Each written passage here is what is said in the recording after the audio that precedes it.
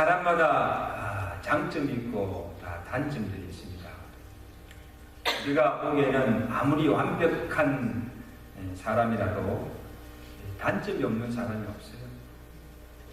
그때 세상에 완전한 사람이 있습니까? 우리 인생도 마찬가지예요. 모든 것을 가졌고 부를 것이 없는 사람을 보면 저 사람은 무슨 걱정이 있을까? 그렇게 생각하지만 가서 한번 물어보세요. 각자 나름대로 걱정이 있습니다. 걱정이 없고 삶을 힘들게 하는 고난이나 가시가 없는 인생이 없습니다. 그래서 성공한 사람들이나 인생을 행복하게 사는 사람들이 아무 문제가 없거나 고난이 없어서가 아니에요. 좋은 환경 때문도 아니에요. 고난과 불우한 조건과 환경을 딛고 이겨낸 사람들. 고난 중에서도 즐거워하고 늘 감사하며 그냥 기쁘게 살아가는 겁니다. 아멘? 이게 참 잘 사는 거예요.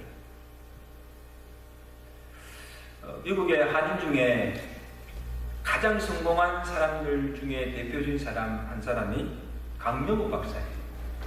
저는 이번 자서전이나 그 신앙 간증을 이렇게 들어보면 정말 대단한 사람이에요.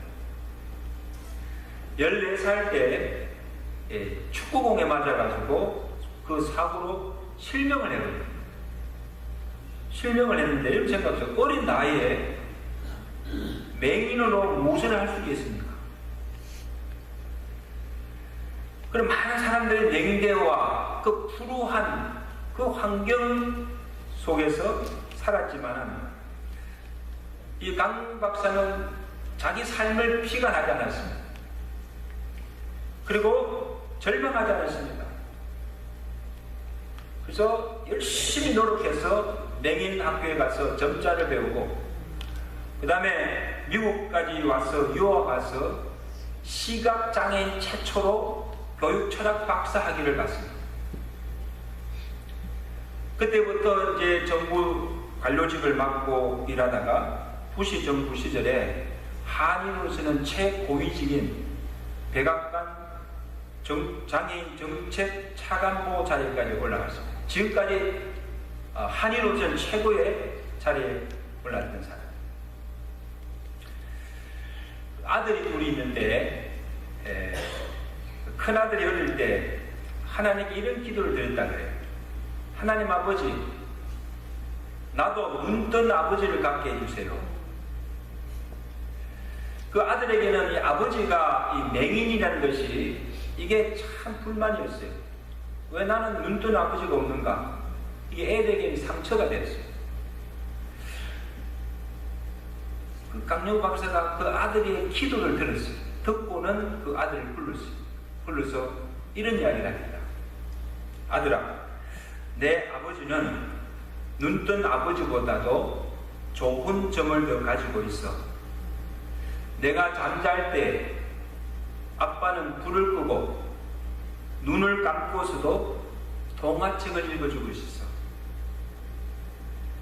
그리고는 불을 끄고 애를 눕히고 그 아들에게 동화책을 읽어주었습니다. 이 아들이 그걸 보고는 대단한 일이잖아요. 어떻게 불을 끄고 깜깜한데 눈을 감고 어떻게 동화책을 읽어주냐고. 그 아빠가 대단해 보이는 거예요. 그러니까 우리 아버지는 특별한 아버지야. 그때부터 이 아버지에 대한 존중심과 신뢰심을 갖게 됩니다. 그리고 그 아버지가 그 불우한 가운데서 긍정적으로 살아가는 그 삶의 모습을 보고 도전을 받는 거예요, 아들들이. 그리고 열심히 공부, 다른 애들보다 더 열심히 공부하는 거예요. 공부해서 둘 다 하버드 대학이 돼요. 그래서 하나는 유명한 안과 의사가 되고 또 다른 아들 하나는 법조인이 되어서 오바마 정부 때 오바마 정책 보좌관 아버지처럼 백악관에 가서 일을 하게 됩니다. 둘 다 정말 성공된 삶을 살게 되는 그 가족의 스토리가 인생 승리의 스토리예요. 그 간증 중에 그 강영우 박사님이 이런 고백을 합니다. 한번 들어보세요. 오늘 본문과도 연관이 있는데, 제가 눈을 고쳐달라고 하나님께 기도했을 때 하나님께서 예스 하셨다면 저는 공장에 들어가 소년 과장이 되었을 것입니다. 그러나 하나님은 노라고 응답하시고 맹인재활센터에서부터 세계적인 인물이 되기까지 저를 강하게 훈련하셨습니다. 그때 눈을 뜨게 해주셨다면 나는 기껏해야 공장장으로 끝났는데 후에 저를 미국 백악관에서 일하게 되었습니다. 할렐루야. 눈을 뜬 것이 축복이 아니고 눈을 뜨지 않은 것이 자기에게 진정한 축복이 됐다고 말씀합니다. 여러분, 이것을 보면서 장애가 문제가 아니에요. 환경의 문제가 아니에요. 나를 힘들게 찌르는 가시가 문제가 아니에요. 그것을 내가 어떻게 바라보느냐에 따라서 그것이 내게 저주일 수 있고 그것이 내게 축복일 수가 있습니다. 아멘? 그것이 나를 행복하게 할 수도 있고 나의 삶을 비참하게 불행하게 만들 수도 있다는 거죠. 문제는 뭡니까? 그게 나라는 거예요. 다른 게 아니에요. 바로 나에게 있다는 거예요. 여러분, 사도 바울을 볼 때 사도 바울은 모든 사람들이 부러워할 만한 많은 자랑거리를 가지고 있었습니다. 당시 최고의 가마리엘 문화에서 학문을 배운 학자여 많은 지식을 가진 자였습니다. 율법적으로도 흠이 없는 사내들인 공회의 높은 지위도 가졌습니다. 로마 시민권도 가졌습니다. 좋은 배경을 가졌습니다. 영적인 면에서도 믿음과 지혜와 성령이 충만한, 오늘 본문을 보시는 신령한 신비적인 체험도 한 사람, 그리고 사도 중에 사도였습니다. 누구보다도 견줄 만한 사람이었을 만큼 그런 많은 좋은 것을 가진 사람이었지만, 그러나 그에게도 인간적인 결점이나 약함이 있었다는 사실. 외모적으로도 참 왜소한 사람이었어요. 키도 작고 다리도 안장자리고 머리도 대머리예요. 체구도 왜소해요. 사실 그 외모를 보면 정말 볼품없는 사람이었어요. 저보다 더 못났어요. 게다가 대단한 신학자요, 책도 많이 쓰고 훌륭한 설교자였으나 말에는 어눌하신 언변이나 구설력이 부족하였습니다. 자신 스스로가 고백하잖아요. 고린도후서 11장 6절에 내가 비록 말에는 조라나, 이 조라다는 겁니까? 언변이 없다는 거예요. 말도 제대로 못한다는 거예요. 어눌하다는 거예요. 그러나 지식에는 그렇지 아니하니. 외모도 준수하고 말도 잘하고 설교도 잘하고 그 다음에 모든 다 잘하면 얼마나 좋겠습니까? 여러분, 그런 사람이 없다니까요. 자, 이런 외모적 결함 외에 치명적인 약점이 있었습니다. 그것이 오늘 12장 7절입니다. 그랬습니까? 내게 약한 것이 있는데 육체의 가시 곧 사단의 가시가 내게 있다고 고백하고 있습니다. 여러분, 바울의 보면 육체의 가시가 무엇입니까? 여러 학자들에게 보면 간질병이다, 심한 안질로 눈이 잘 보지 않아서 바울이 고생하였다, 그렇게 합니다. 여러분 보세요. 안질에다가 간질병을 가지고 이곳저곳 다니다며 그 많은 사람들 앞에서, 교회 앞에서 복음을 전하고 병자들을 고치며 여러 가지 사역을 하는 것이 약간 불편한 일이 아니었습니다. 보세요. 어느 순간에 막 발작하여서 막 몸을 비틀고, 그 다음에 눈이 잘 안 보여가지고 이렇게 하면 어떻게 사역을 감당할 수가 있겠습니까?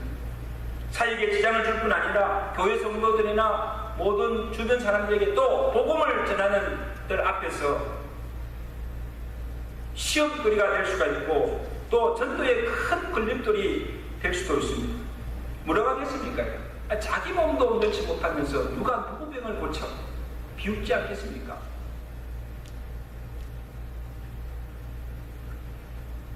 이 육체의 가시가 사단의 사다라고 한 이유가 뭡니까? 내게 있는 육체의 가시가 사단의 사다라고 한 이유가 뭡니까? 그만큼 육체적 고통이 심하였다는 것입니다. 극심하였다는 거예요. 그리고 그것으로 인하여서 복음 전파에 방해가 되고 전도에 장애가 된다는 거예요. 하나님의 영광을 가리는 것이 되었다. 바울 자신이 얼마나 괴롭고 고통스러운 것입니다. 여러분, 이건 당해보지 않은 사람은 그걸 알 수가 없어요.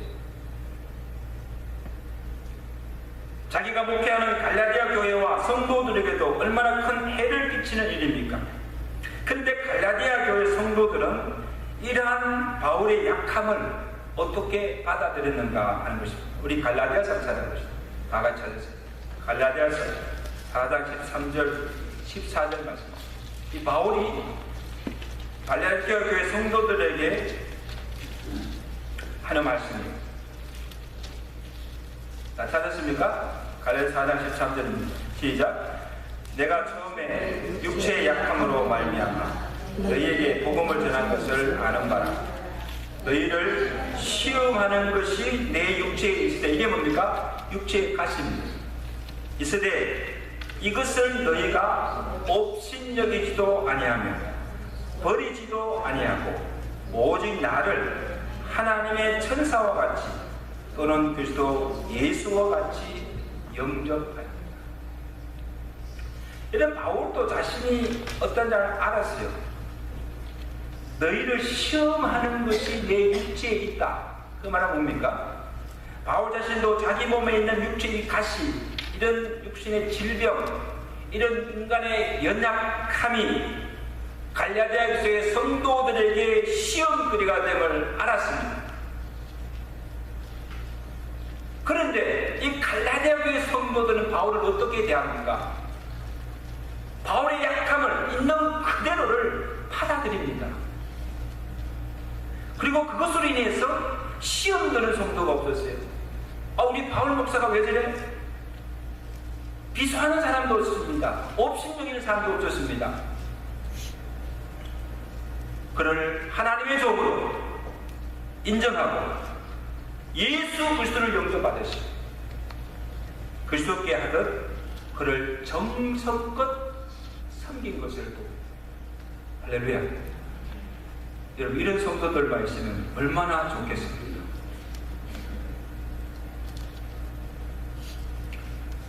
여러분, 성도들이 신앙생활하면서 가장 힘들게 하는 요인이 무엇인가 이렇게 설문조사를 해보니까 이게 첫째가 누군 줄 아세요? 목사입니다. 놀라지도 않으시네. 목사 때문에 신앙생활 못하는 거예요. 목사와의 갈등과 그런 어려움 때문에 이게 시험이 들어가지고 믿음을 잃어버리는 거예요. 목사가 문제예요, 그죠? 근데 저는요, 목사들도 참 문제가 많지만 제가 볼 때는 목사를 바라고 대하는 성도들에게도 문제가 있어요. 여러분, 이 세상에 단점이나 허물이 없는 목사가 있습니까? 없습니까? 없습니다. 내 마음에 100% 내 마음에 들고 모든 걸 다 완벽하게 갖춘 목사는 이 세상에 없습니다. 근데 그런 걸 요구하는 거예요. 그래서 여러분들이 정말 신앙생활을 잘 하려면, 목사 때문에 시험 들지 않고 정말 신앙생활을 잘 하면 목사의 허물이 보이더라도 덮어주시고, 인간적인 약점, 약한 모습 그대로를 받아주시고 이해해주며 사랑해 주시기를 간절히 부탁합니다. 그건 누구를 위해서? 여러분을 위해서. 목사가 이단적인 가르침이나 비성경적이나 목사 개인의 사심이나 욕심으로 하는 것이 아니면 목사의 말이나 권위를 무시하지 말고 순종하며 하나님의 종으로 리스펙트하고 존경해주며 인정해 줄 때 그렇게만 하면 절대로 목사 때문에 시험 드는 일이 없는 줄로 믿습니다. 갈등하거나 신앙에 손해보는 일이 없다는 거죠.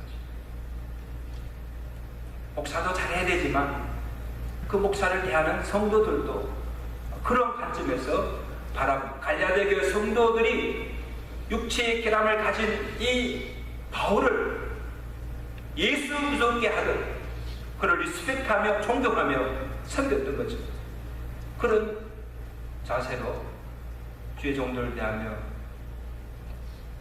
믿음으로 이겨나가시는 믿음의 성도들 되시기를 주가 간절히 축원합니다.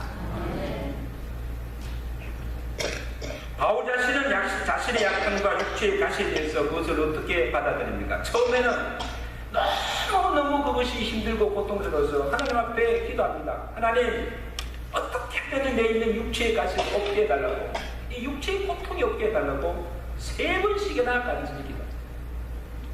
이것이 내게서 떠나가게 하게 하여 내가 3번 죽게 강구하였더니, 여러분, 바울이 그냥 3번 기도했겠어요? 3번이라는 것은 뭔가 한 번, 두 번, 3번 이야기하는 거 아니에요.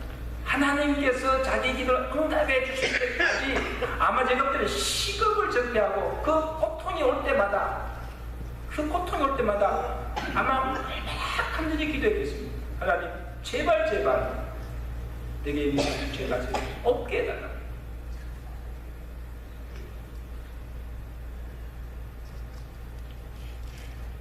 근데 하나님께서 바울의 기도에 응답하십니다. 근데 어떻게 응답하십니까? 12장 9절 보세요. 자, 우리 나가시겠습니다. 하나님께서 바울에게 응답을 주신 말씀, 우리 나가겠습니다. 시작. 내 은혜가 내게 족하도다. 이는 내 능력이 약한 데서 온전하여 짐이라 하십니다. 그러므로 우리여 크게 기뻐하고 나의 이러 약한 것들에 대하여 사랑하리니 이는 글쎄 능력이 내게 머물게 하려 합니다. 그래서 내 은혜가 내게 족하도다. 하나님께서 바울의 기도를 들어주셨습니까? 들어주지 않았습니까? 예스요, 노입니까? 노입니다. 여러분, 바울이 지금 하나님께 육체까지 없게 해달라는 이것이 자신의 욕심이나 정력으로 구한 기도가 아니에요. 복음사에게 지장을 주고 사단에게 빌미거리를 주고 전도에 장애가 되므로 하나님의 영광을 위해서라도, 하나님의 복음사역을 위해서라도 제발 내게 있는 육체 가시를 없게 해달라. 그리고 바울이 누굽니까? 누구보다도 하나님을 사랑하고 누구보다도 주의와 주의 복음에서 자기의 모든 걸 다 바쳐서 헌신하는 하나님의 종 아닙니까? 근데 그런 종에게 병을 고쳐줘야 되지 않습니까? 그리고 지금 바울 자신이 그것 때문에 고통당하면서 하나님 앞에 절규하며 하나님, 이 병 고쳐달라고, 내게 육체가시 없게 해달라고 그렇게 간절히 기도하는데 하나님 왜 그 기도를 듣지 않습니까?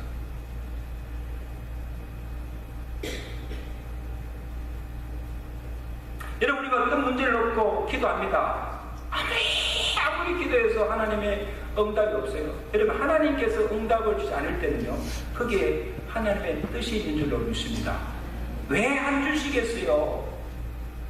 하나님 우리의 기도를 듣지 않았어도 아니고 하나님의 능력이 없어서 하지 못하는 게 아니고요. 하나님 기뻐하신다면요, 지금이라도 그 모든 불치병도 고치실 능력이 하나님께 있을 줄 믿습니다. 모든 문제를 해결할 수 있는 능력이 하나님께 있습니다. 왜 그럼에도 불구하고 내 기도를 듣지 않습니까?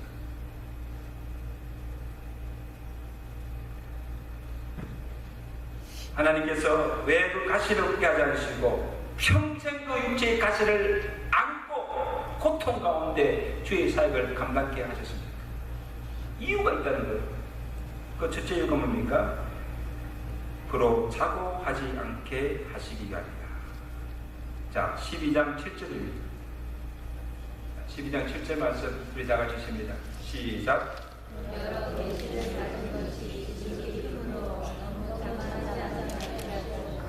육체의 가시를 주셨으니 이는 나를 쳐서 너무 마지못하게 자만하지 않게 하려 하십니다. 이런 바울 자신도 자신이 어떤 자임을 알지만 하나님도 바울이 어떤 자임을 또 어떤 부분이 약한 것임을 하나님도 아셨어요. 자기가 가진 육체의 그 많은 자랑거리가 또 하나님께 받은 계시나 신비한 능력들로 인해서 한없이 교만할 수 있고 하나님의 은혜도 망각하고 사도로서의 그 사도의 사명조차도 망각하며 살 것을 하나님이 아셨기에 그가 높아지려고 할 때마다 교만하려고 할 때마다 자기 안에 육체의 가시가 자신을 찌르고 그 가시로 인하여서 자신의 약함과 부족함을 알게 하시고 자고하지 못하도록 늘 하나님 은혜에 감사해서 겸손하며 살아갈 수 있도록 그에게 주신 은혜의 방편이 되는 것입니다. 아멘. 그 가시가 하나님의 은혜의 방편이었던 것입니다. 내 은혜가 내게 족하다. 우리 한번 고백하십시다. 내 은혜가 내게 족하다. 이 말은 뭡니까? 더 이상 그런 걸 구하지 말라는 거예요. 지금 내게 주신 것으로마다 너 충분하고 충분하다는 거예요. 무엇을 더 구하는 거예요?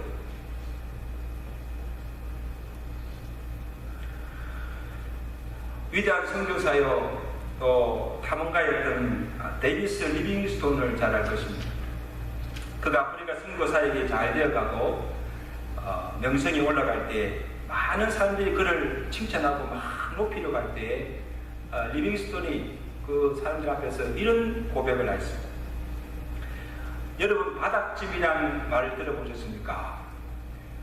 배가 흔들리고 이 전복되는 것을 막기 위해서 그 큰 배 밑창에 채워넣는 물을 바닥짐이라 하게 부릅니다.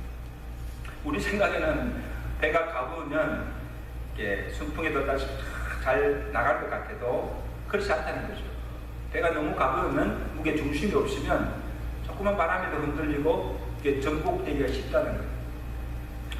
그래서 그 배 밑에 배의 중심을 잡아주기 위해서 적당한 무게의 물을 채워 넣어서 배가 균형을 잡고 앞으로 잘 나아갈 수 있도록 그리고 어지간한 바람이나 풍랑에도 넘어지지 않도록 도와주는 것이 뭔가 바닥짐. 그리고는 자기 아들 이야기는 그의 인생 항로에 바닥짐 역할을 한 것이 바로 집 나간 방탕한 아들이었다. 그래서 그 아들로 인해서 더 많이 기도하고 더 겸손하게 되고 전적으로 하나님만을 의지하고 정말 하나님의 은혜를 구하면서 사역을 감당할 때에 더 많은 하나님 능력도 체험하게 되고 더 많은 선교 예배를 거두게 되었다는 것입니다. 할렐루야. 방탕한 아들이 문제 아들이 자기를 힘들게 하고 찌르는 가시가 되었으나 오히려 그 가시가 내 안에 하나님의 능력을 머물게 하는 하나님의 은혜의 통로가 되었다는 거예요. 여러분 오늘 본문의 바울 자신도 그것을 고백하고 있습니다. 오늘 9절 보세요. 내 은혜가 내게 족하도다. 이는 내 능력이 약한 데서 온전하여 집이라. 그러므로 도리어 크게 기뻐함으로 나의 여러 약한 것들에 대하여 내가 자랑하리니 이는 무엇입니까? 그리스도의 능력이 내게 머물게 하려 합니다. 이렇게 이 세상에 누가 자기 약함을 드러내고 자랑하면 또 그 약점을 인하여서 약함을 인하여서 기뻐할 자가 누가 있겠습니까? 다 숨기고자 합니다. 그러나 바울에게는 자기를 찌르는 육체의 가시도 육체의 연약함도 하나님이 내게 주신 은혜요 내가 약한 그때에 곧 강함이 되는 하나님의 능력이 됨을 깨달았다는 사실. 바울 자신은 자신의 약함을 결코 수치스러운 것이 아니라 도리어 자랑거리가 되고 기쁨이 되었다는 거죠. 약함을 통해 주시는 하나님의 은혜와 축복이 무엇임을 알았고, 알았기에 바울은 더 이상 육체의 가시를 없게 해달라고 기도하지 않았습니다. 그 이후로는 절대로 하나님 제발 이것을 없게 해달라고 구하지 않았다는 것입니다. 왜? 자기에게는 육체의 가시가 없는 것이 은혜가 아니라 자기 같은 인간에게는 육체의 가시가 있는 것이, 그것이 은혜요, 그것이 축복이 됨을 깨달았기 때문입니다. 아멘. 또 하나님께서도 육체의 가시를 없애게 해주지 않고 그 대신 바울에게 주신 은혜가 뭔가 하면, 육체의 가시를 없게 하면 그 자기의 약함을 인정하고 받아들이는 넓은 마음을 주셨다는 것입니다. 여러분 생각해보세요. 처음에는요, 바울이 얼마나 하나님을 원망하겠습니까? 하나님 왜 이렇게 내게 이런 육체의 가시를 주셔서 이렇게 나를 고통하게 하십니까? 내가 그래도 하나님을 사랑하는 종인데 얼마나 불평이 많았겠어요. 왜 하나님 내게 이런 질병을 주십니까? 왜 이런 고난을 주십니까? 왜 우리 가정에 이런 걸 주십니까? 받아들일 수가 없는 거예요. 하나님께서 그 육체의 약함 그대로 인정하고 받아들일 수 있는 넓은 마음을 주신 줄로 믿습니다. 이것도 큰 은혜예요. 그러면요, 그 가시가 더 이상 가시가 아닙니다. 가시인데 이제는 그 가시가 아니에요. 그것을 내가 풀게 되는 거예요. 여러분 지금 돌아가신 분이지만 이현재 장로님, 우리 집사님 가신 이현재 장로님이 그분이 암으로 고통당하다 가셨는데, 그 암 투병하는 생활을 보면요, 참 기뻐하는 것을 보셨고요. 제가 가서 고백이, 목사님, 처음에는 그것이 굉장히 참 원망스러운데 이제는 그것을 내가 받아들이기로 했습니다. 그래서 내가 이미 암이 걸렸는데, 이미 그 암이 내 안에 있는데, 그래서 그 암을 내가 친구로 생각하고 내가 이제 같이 살기로 했습니다. 받아들이는 거예요. 받아들이는 거예요. 어떡합니까? 이게 더 이상 그것이 되게 고통이 되지 않습니까?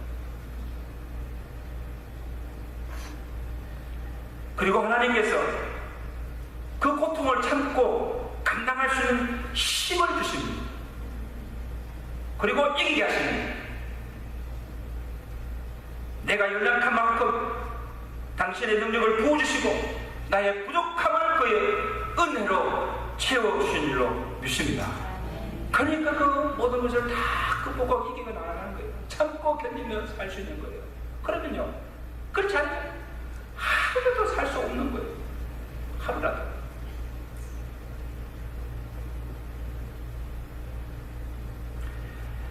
여러분, 하나님께서 언제 일하십니까? 내가 내 힘으로 모든 것을 할 수 있다고 났으면요, 하나님이 절대 일하지 않습니다. 가만히 두십니다. 그러다가 내가 힘에 지치고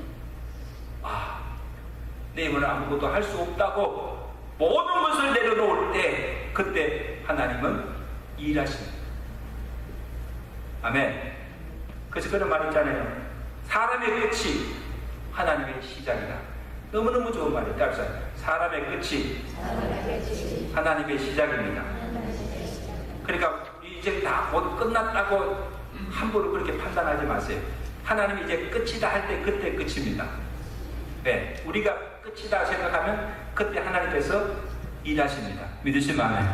그러니까 절대 끝이 아니에요.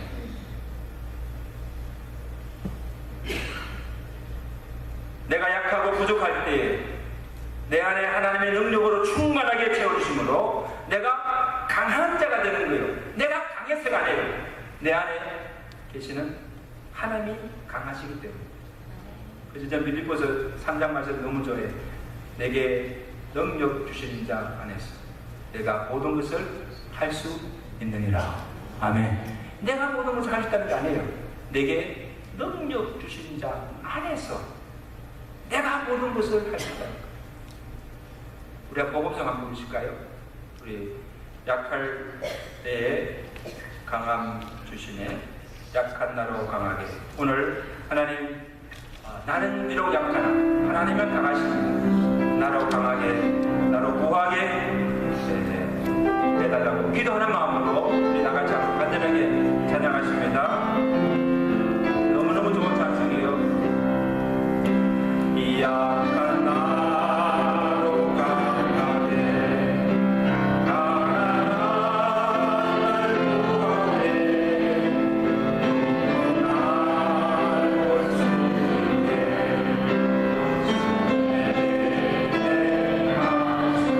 호산나